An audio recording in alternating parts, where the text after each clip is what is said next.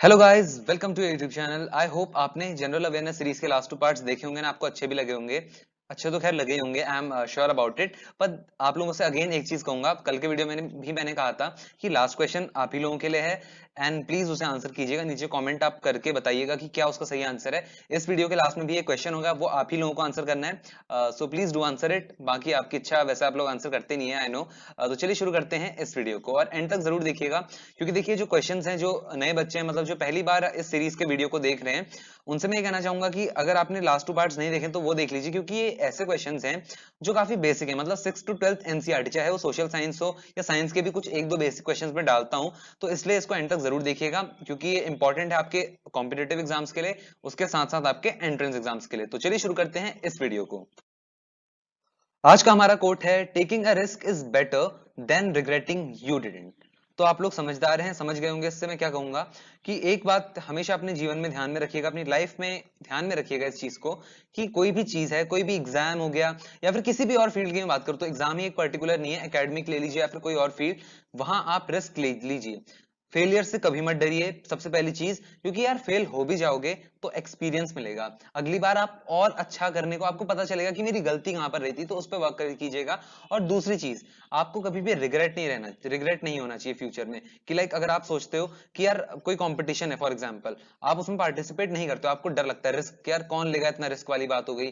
पर कल के दिन यार ये रिग्रेट नहीं होना चाहिए कि काश मैं कर लेता, काश मैं कर लेती, अगर मैंने पार्टिसिपेट किया होता तो मैं जीत जाता, मुझ में तो सिंगिंग का टैलेंट है या फिर कोई भी और सा टैलेंट है आप में। तो इस चीज को ध्यान में रखिएगा कि फ्यूचर में किसी भी चीज का रिग्रेट नहीं होना चाहिए।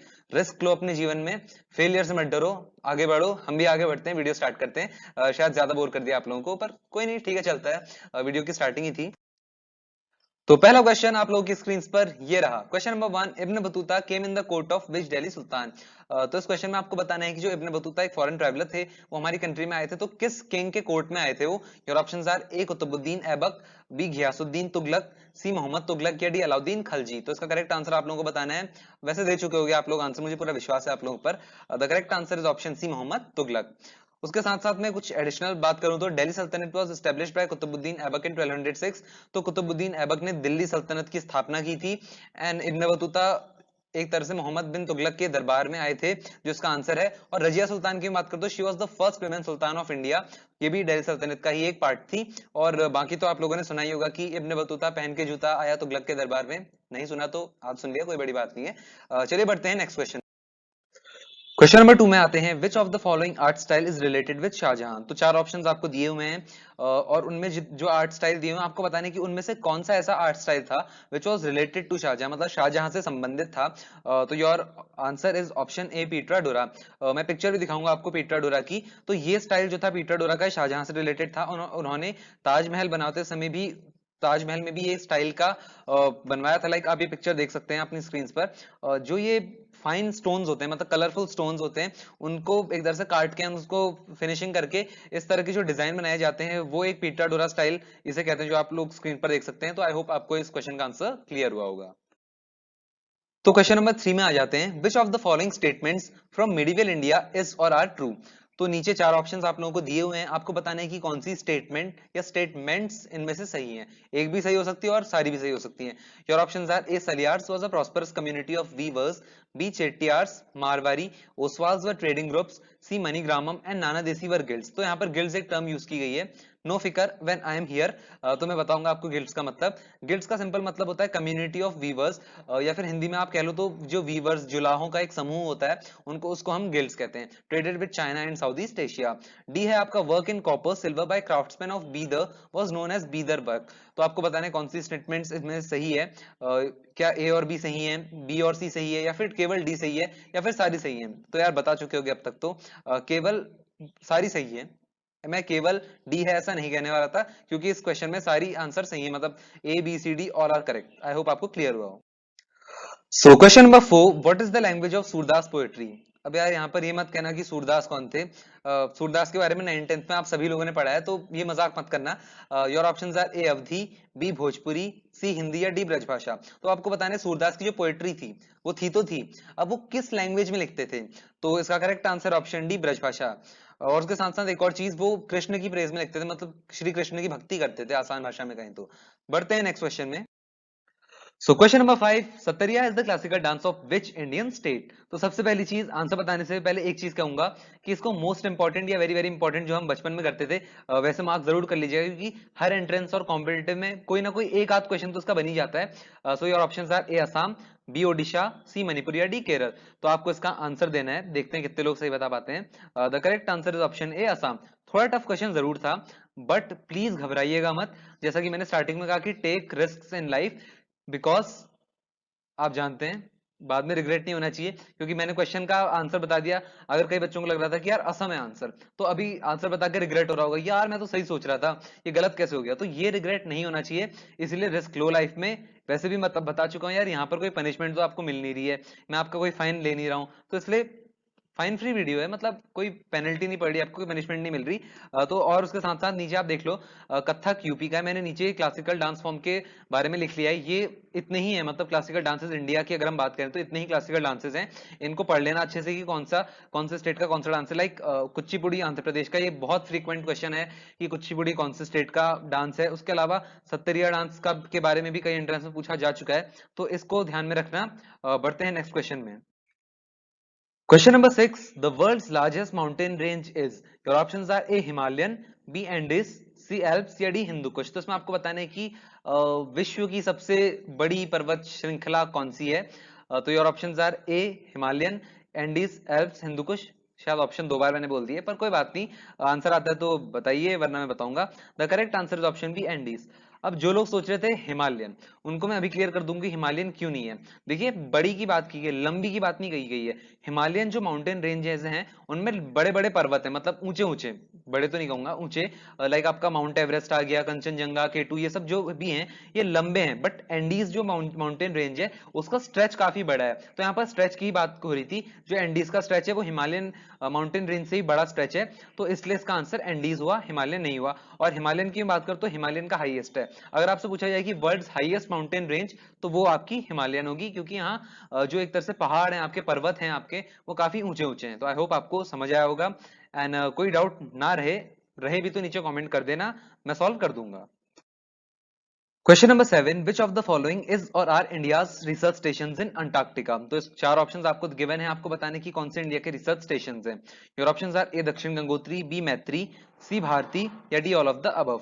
तो इसका करेक्ट आंसर देख लेते हैं, is option D all of the above. तो जितने भी आपको गिवन है ये सभी इंडिया के रिसर्च स्टेशन हैं। सबसे पहला आपका दक्षिण गंगोत्री था, which was setup in the year 1984। उसके बाद इसको डिकमीशन कर दिया गया 1990 में, क्योंकि ऐसा कहा जाता है कि जिस आइस पर ये बना हुआ था, मतलब जहां पर ये बना हुआ था, वो एक तरह से बह गई थी, डूब गई थी, तो काम करना एंड रिसर्च करना पॉसिबल नहीं था।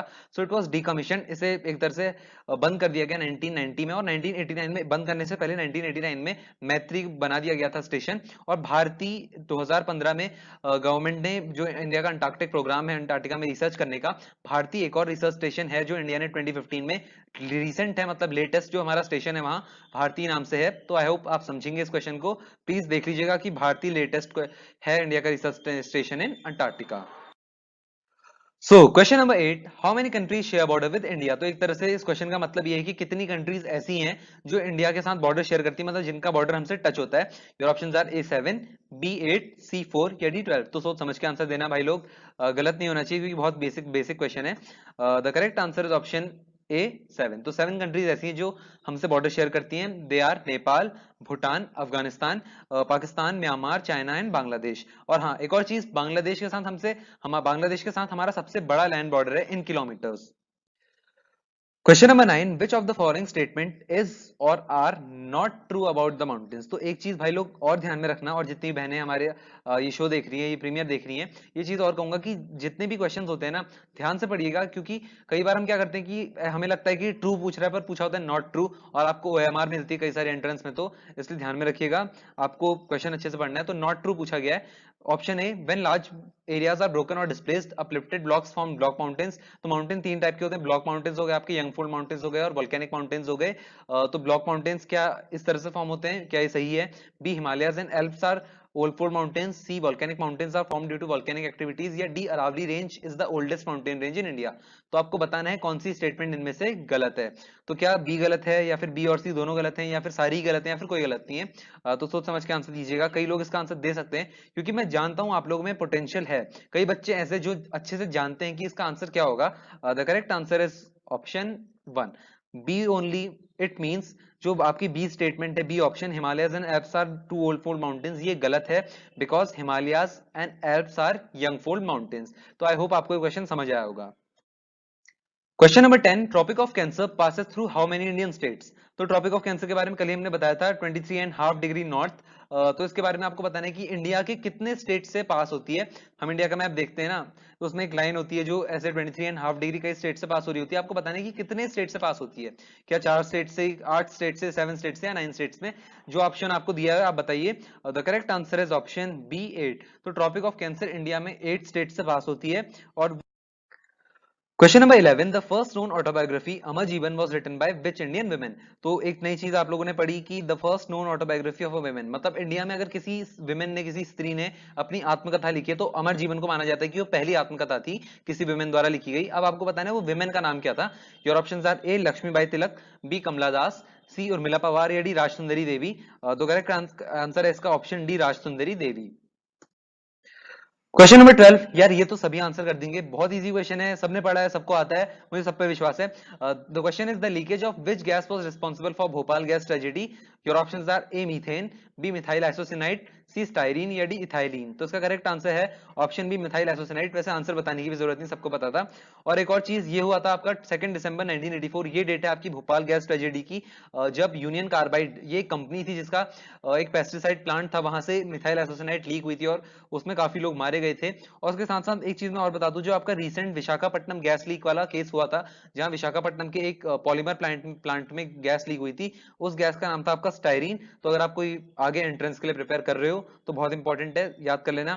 हो सकता है आपसे भोपाल गैस ट्रेजेडी की गैस ना पूछे, विशाखापट्टनम की पूछ ले, तो it is styrene. Styrene gas थी वहां पॉलीमर प्लांट में जो लीक हुई थी, एंड लोगों की उससे डेथ हुई थी। चलिए बढ़ते हैं नेक्स्ट क्वेश्चन में।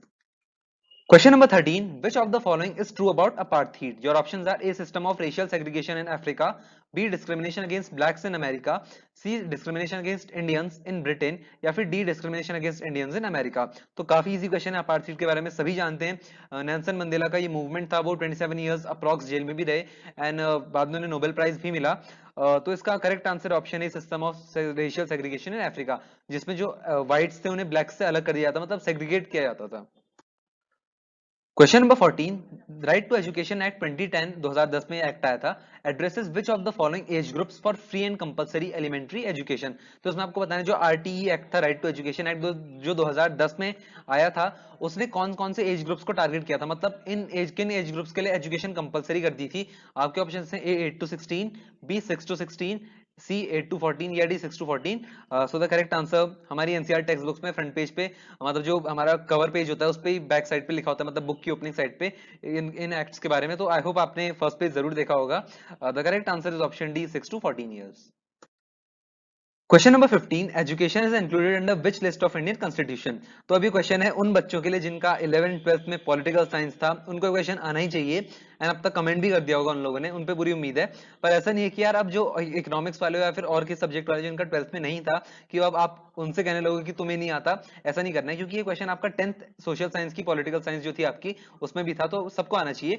तो एजुकेशन, सबसे पहले लिस्ट की मैं बात करूं तो देखो लिस्ट क्या होता है। जैसे इंडियन कॉन्स्टिट्यूशन का 7th शेड्यूल है, उसमें ये साफ कर दिया गया है कि जो इंडिया की लिस्ट है, लिस्ट में क्या होता है कि आपकी basically centre list, union list जिसको कहते हैं, स्टेट लिस्ट और कॉन्करेंट लिस्ट। स्टेट लिस्ट में क्या होता है कि वो आपके सब्जेक्ट्स आते हैं जो स्टेट गवर्नमेंट कंट्रोल करती है, लाइक पुलिस। पुलिस एक ऐसा सब्जेक्ट है जो स्टेट गवर्नमेंट कंट्रोल करती है। सारी स्टेट गवर्नमेंट में अगर आपकी कोई, लाइक फॉर एग्जांपल मैं उत्तराखंड में रहता हूं, उत्तराखंड में जो पुलिस है वो गवर्नमेंट ऑफ उत्तराखंड के अंदर आती है। और उसके बाद अगर आप किसी और स्टेट में रहते हो तो वहां की पुलिस आपके स्टेट गवर्नमेंट के अंदर आती है। उसके बाद आती है आपकी यूनियन लिस्ट, मतलब वैसे यूनियन लिस्ट फर्स्ट पे होती है, मैं बता स्टेट गवर्नमेंट से रहा था।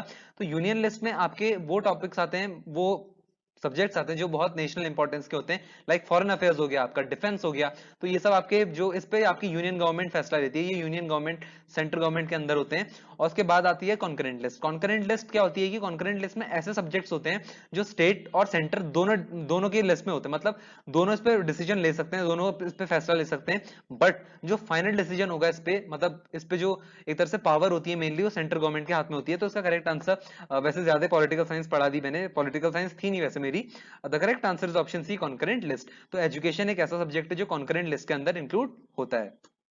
And it is defined under 7th schedule of Indian constitution, मतलब इंडियन कॉन्स्टिट्यूशन का जो 7th शेड्यूल है उसमें लिस्ट सिस्टम के बारे में ब्रीफ किया गया, मतलब उसमें ही लिस्ट सिस्टम को इंट्रोड्यूस किया गया है। Question number 16, which of the following is known as the power house of the cell. तो इस क्वेश्चन में आपको बताना है सेल का पावर हाउस किसे कहा जाता है। तो 9th में जो बायोलॉजी की बुक, मतलब साइंस की बुक में हमने पढ़ा था, power house of the cell, suicidal bags, वो सब अगेन आ रहे हैं। तो power house of the cell किसको कहा जाता है, और options are A mitochondria, B nucleus, C DNA या फिर आर आरएनए। तो इसका करेक्ट आंसर है ऑप्शन ए माइटोकॉन्ड्रिया, और सुसाइडल बैग्स हम लाइसोसोम्स को कहते हैं। वैसे मेरी बायो इतनी अच्छी नहीं थी, पर यार बेसिक तो पता होता है, आप लोगों को भी पता होना चाहिए। तो बढ़ते हैं नेक्स्ट क्वेश्चन में। Question number 17, who was the founder of Aligarh Muslim University? Your options are A. Agha Khan, B. Abul Kalam Azad, C. APJ Abdul Kalam या D. सैयद अहमद खान। तो बहुत बेसिक क्वेश्चन है, सभी लोग इसको आंसर करो। The correct answer is option D Syed Ahmed Khan. तो सैयद अहमद खान ने AMU फाउंड की थी, किस ईयर में करी थी, तो ये it was founded in the year 1875। Question number 18, तो यार 18 क्वेश्चन हम लोग पूरे कर चुके हैं। आई होप बोर नहीं हुए होगे यार, क्योंकि कुछ नया पढ़ा, कोई ऐसी चीज थी बेसिक कंसेप्ट ही हम क्लियर कर रहे हैं, कोई ऐसी बहुत हाई लेवल की चीज नहीं पढ़ रहे हैं। तो आगे भी पढ़ते रहना, देखते रहना वीडियो को। Question number 18, in which field is the Jnanpith award given. तो ज्ञानपीठ अवार्ड इंडिया का एक अवार्ड है जो हम देते हैं, तो आपको बताना है किस फील्ड में दिया जाता है। क्या सिनेमा में दिया जाता है, जर्नलिज्म में दिया जाता है, लिटरेचर में दिया जाता है, पीस में दिया जाता है। तो इसका करेक्ट आंसर है ऑप्शन सी लिटरेचर। लिटरेचर में ज्ञानपीठ अवार्ड दिया जाता है। अब ज्ञानपीठ अवार्ड से रिलेटेड कुछ इंफॉर्मेशन में दूंगा। फर्स्ट वाज अवॉर्डेड टू जी शंकर कुरूप फॉर मलयाली लिटरेचर। देखिए ज्ञानपीठ अवार्ड जो है, जो इंडियन कॉन्स्टिट्यूशन की 20 मतलब 22 शेड्यूल्ड लैंग्वेजेस हैं, जो हमारे कॉन्स्टिट्यूशन में 22 लैंग्वेजेस हैं, हर लैंग्वेज में, मतलब अगर आप किसी भी लैंग्वेज में आप अच्छा लिटरेचर वर्क करते हो तो आपको ये अवार्ड दिया जाता है। जो पहला अवार्ड मिला था वो मिला था जी शंकर कुरूप को, वो थे मलयाली लिटरेचर से। और दूसरी में बात करें तो फर्स्ट लेडी, पहली लेडी जिनको ये अवार्ड मिला था Jnanpith award, she was Ashapurna Devi, उनको मिला था बंगाली लिटरेचर के लिए। And Jnanpith award in English literature, तो Jnanpith award in English literature की बात करूं तो 2018 से पहले की बात करूं तो इंग्लिश में ज्ञानपीठ अवार्ड नहीं दिया जाता था, बट बाद में जो ज्ञानपीठ अवार्ड कमेटी है उन्होंने फैसला लिया कि इंग्लिश में भी दिया जाना चाहिए। तो सबसे पहला ये मिला अमिताभ घोष को, 2018 में सबसे पहला ज्ञानपीठ अवार्ड दिया गया। सो question number 19, match the following. Column 1 से कॉलम 2 को मैच करना है। कॉलम 1 में आपको फेस्टिवल्स दिए हुए हैं, कॉलम 2 में आपको स्टेट्स दिए हुए हैं। आपको मैच करना है कि कौन सा फेस्टिवल कौन से स्टेट का है। सबसे पहले मैं अपना स्टार्ट करूंगा कि अगर मैंने इसके आंसर्स नहीं पढ़े होते तो मैं कैसे स्टार्ट करता। तो रन उत्सव, run of Kutch is in Gujarat, तो रन ऑफ उत्सव ऑब्वियस है कि गुजरात में ही सेलिब्रेट होता होगा। And hornbill festival, hornbill festival मुझे ऑलरेडी पता है कि नागालैंड में होता है, क्योंकि बचपन में मैंने एक स्टोरी पढ़ी थी हॉर्नबिल फेस्टिवल से रिलेटेड। आई होप आप सभी ने भी पढ़ी हो, नहीं पढ़ी तो कोई बड़ी चीज नहीं है। Thaipusam festival, Thaipusam sorry, it is celebrated in Tamil Nadu. Losar festival ये आपका लद्दाख में होता है। बस हो गया मैच। तो देखिए इसी तरह से आप मैच करिएगा, अगर आपको एक दो ऑप्शंस भी आते हैं ना, मतलब एक दो फेस्टिवल्स पता है ना कहाँ होता है, तो आराम से match the following question solve हो जाता है। तो बढ़ते हैं नेक्स्ट क्वेश्चन में। Question number 20, name the poet who wrote सारे जहां से अच्छा हिंदुस्तान हमारा। तो स्कूल असेंबलीज में बहुत ज्यादा गाया है हमने गाना, एंड कई बच्चे उसमें गिर भी जाते थे, बीच में चले जाते थे, मतलब फेंट हो जाते थे ग्राउंड पे ही। तो चलिए वो तो मजाक की बात थी। Your options are A Ghalib, B Tulsidas, C Rabindranath Tagore या डी इकबाल। तो इस क्वेश्चन में आपको ये बताना है कि जो सारे जहां से अच्छा हिंदुस्तान हमारा एक गाना है वो किसने लिखा है। तो उसका करेक्ट आंसर है डी ऑप्शन इकबाल। इनका पूरा नाम है Mohammad Iqbal. So guys, I shall be highly obliged if you answer this question, वरना पिछले लास्ट वीडियोस में आप लोग आंसर नहीं कर रहे हैं, तो आई होप इस वीडियो में कर दोगे आंसर। तो क्वेश्चन है name the largest sea bird. Your options are A penguin, B albatross, C seal या डी वॉलरस। तो इसका करेक्ट आंसर मैं नहीं बताऊंगा, आप लोगों को देना है, सोच समझ के दीजिएगा, गूगल भी कर सकते हो। तो इतना ही था इस वीडियो के लिए। आई होप आपको वीडियो पसंद आया हो। वीडियो लाइक जरूर कर देना, चैनल अभी तक सब्सक्राइब नहीं किया तो कर देना, और दोस्तों के साथ शेयर जरूर करना। That's all, thank you.